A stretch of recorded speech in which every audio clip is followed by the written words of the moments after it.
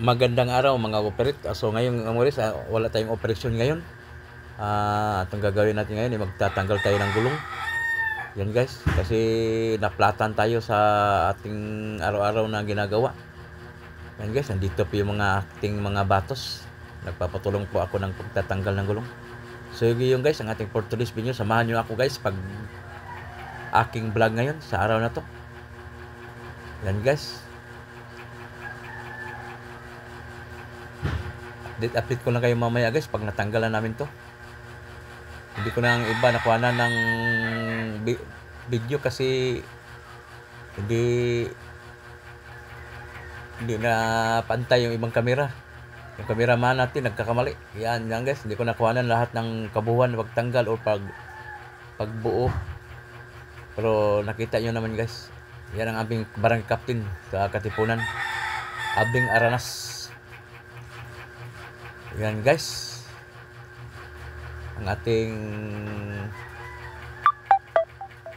nagawa ngayon sa maghapon. Wala tayong operasyon. Sa araw na to magtatanggal tayo ng gulong kasi napakahirap din tanggalin to minsan kung wala kang kasama. Kailangan may kasama ka po dito sa pagtanggal. Yan guys, doon may pagkatigasan talaga tong gulong na to. Mga basa, minsan-minsan lang natatanggal, kaya matigas talaga tanggalin to. So ang gagawin namin, kailangan may kasama ka para pagtanggal nito, hindi lang isang gulong tatanggalin to, dalawang gulong, bubunutin mo to, dalawang gulong para matanggal yung lahat. Kasi may dalawang nut kasi din to sa loob, yung hindi pa na alam ng mga ka-operate. May dalawang nut dito sa loob na nagkabukod sa gulong. Maliban sa 10 na nut, meron pang dalawang nut to na hindi sila magkahiwalay talaga. Magkasama talaga sila pagbunot. Pag baklasin mo, kasama talaga ng dalawang gulong.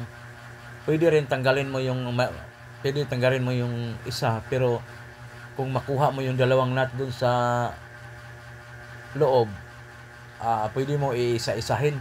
Pero wala kang pangtanggal noon, mahirapan ka talaga. Kailangan buhuin mo ito pagbaklas. Dalawang gulong mo babaklasin. So yan guys, update ko lang kayo mamaya pag tanggal na to. Kasi tutulungan ko muna yung aking batos, aking anak, kasi nahirapan na siya. Sabi niya pinapawisan na daw siya sa maraming simot. Yan guys, nood lang muna kayo.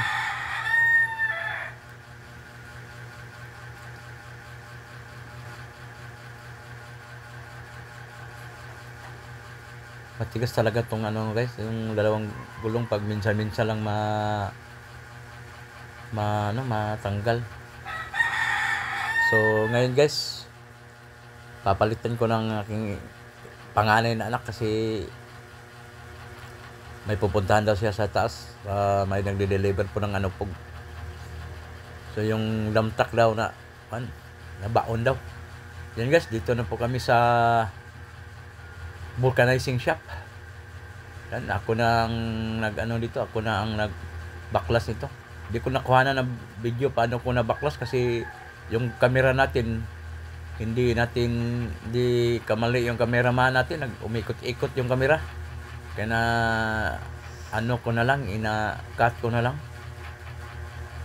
So yes, nakita yung butas yan. Ito pa yung butas guys. Ako pa ang niyan guys. Yan. Kasi yung taga rito hindi sila masyado paano pagbabaklas ng gulong ng ganitong kalaki. Kasi nasanayan nila yung motor lang, tricycle. Pero yung malalaki ng gulong, hindi na sila masyado expert sa pagbaklas nito. Yan, vulcanizing yan, kinabit ko na yan.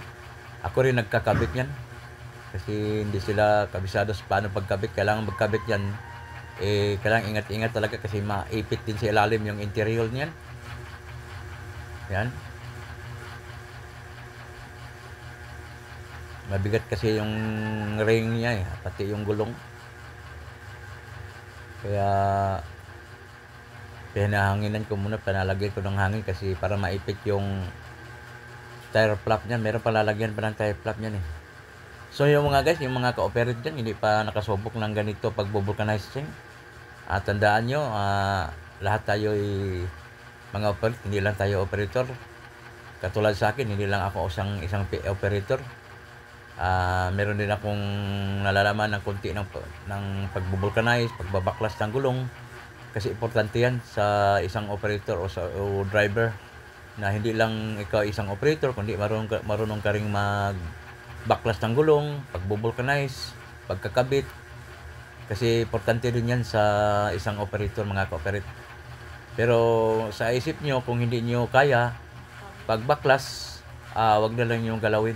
Babaklas na lang sa mga may expert. Kasi masasayang lang ang pagod nyo nito pag hindi ma-successful ang pagtanggal or pag-vulcanize. Kasi hindi basta-basta tong gulong na to ibabalik-balik mo ng baklas kasi napakatigas. So ang gagawin natin dito, dandahan lang sa pagkabit at i-sure mo talaga kung wala na talagang butas pag ikakabit mo. Kasi pag meron pang butas yan tapos tatanggalin mo ulit, nako, isang araw ka dyan magbabaklas dyan. Kasi matigas yan pag babaklasin. Sinabihan ko nga yung mga expert dito, kayo ang magkakabit yan. Hindi daw nila kaya pagkakabit yan. Baka daw magkakamali pa, uulitin naman ulit yung gulong pagbabaklas. Kaya ako na lang ang nagtanggal, ako naman ang magkakabit. So mga ka-operate, yan yung may maso pang dala, kailangan din nga marunong tayo nito at meron tayong konting kaalaman sa pagtanggal o pag-vulcanizing dito. Kasi kailangan natin din, kasi doon tayo mag-isa na lang sa bundok, kailangan nga alam na natin kung paano pagbaklas. O pwede rin interior mo na lang dadalhin sa bayan, ipa-vulcanize mo. Ganun yun. Yan, kinabit ko na.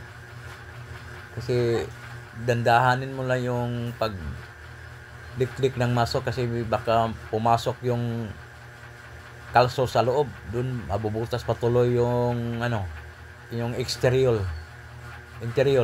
Kaya dandahan mo lang, timing lang ang dik-dik ng maso.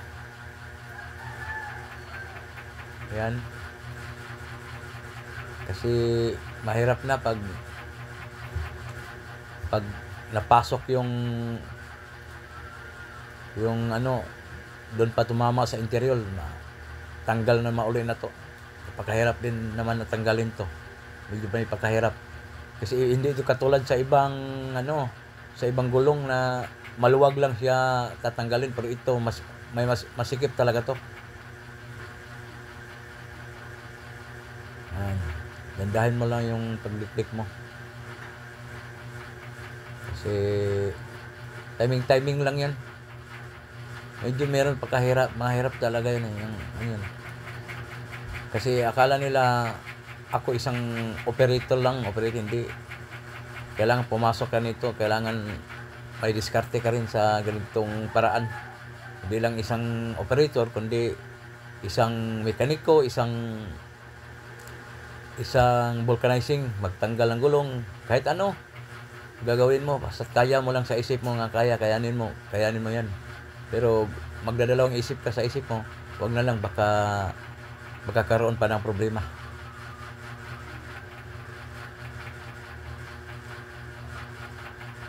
Linisan muna natin kasi medyo maputik kasi pagkaroon pa ng yan, lubipad pa yung ring, madisgrasya pa tayo.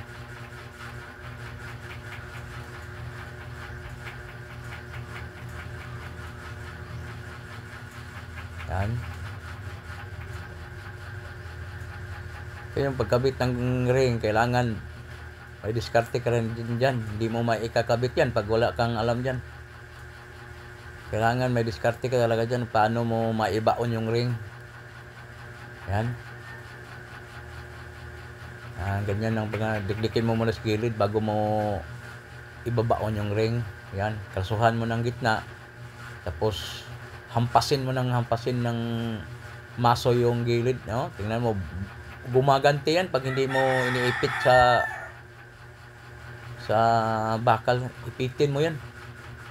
Tapos walang hampasin mo lang hampasin. Pag gandahanin mo lang yan, hindi yan tumatalon na yan lang yan ang ring. Hindi mababaon yan. Yan, pumasok na.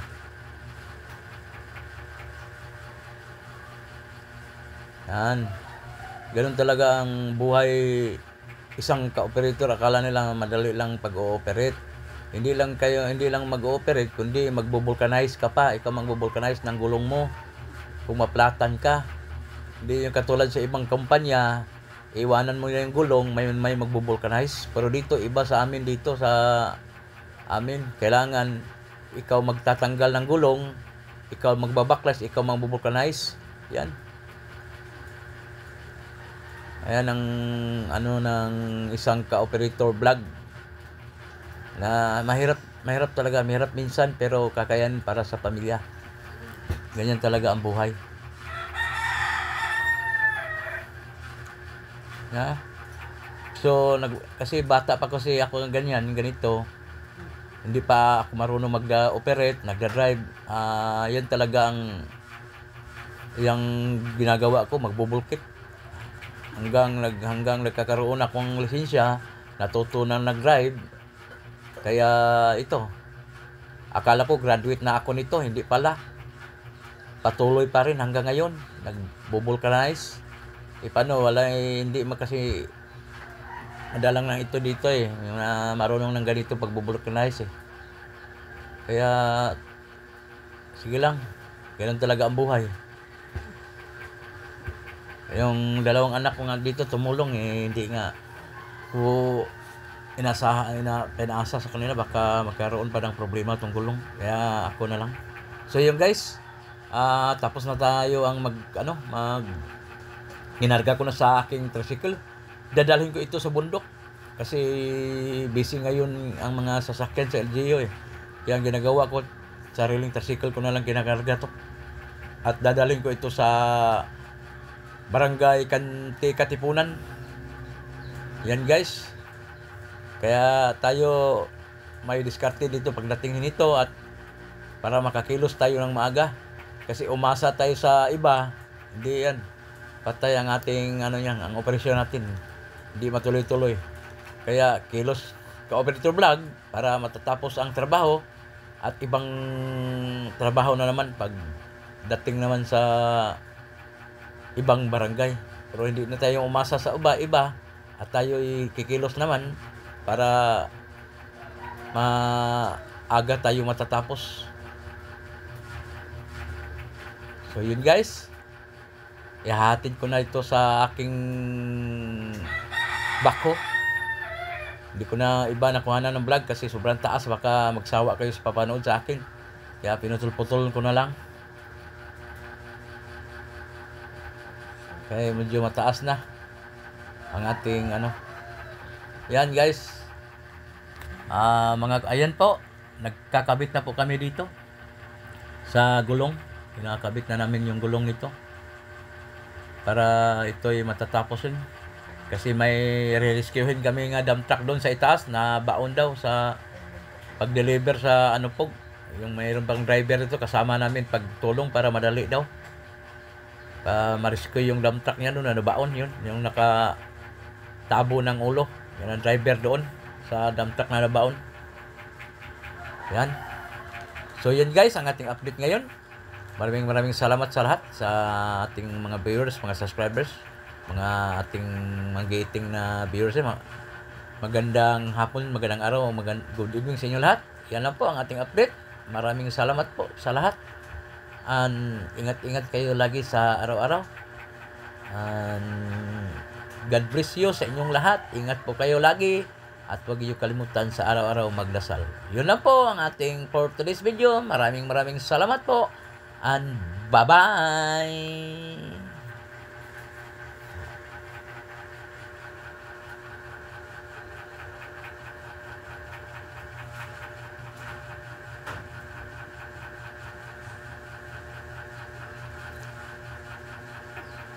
Asa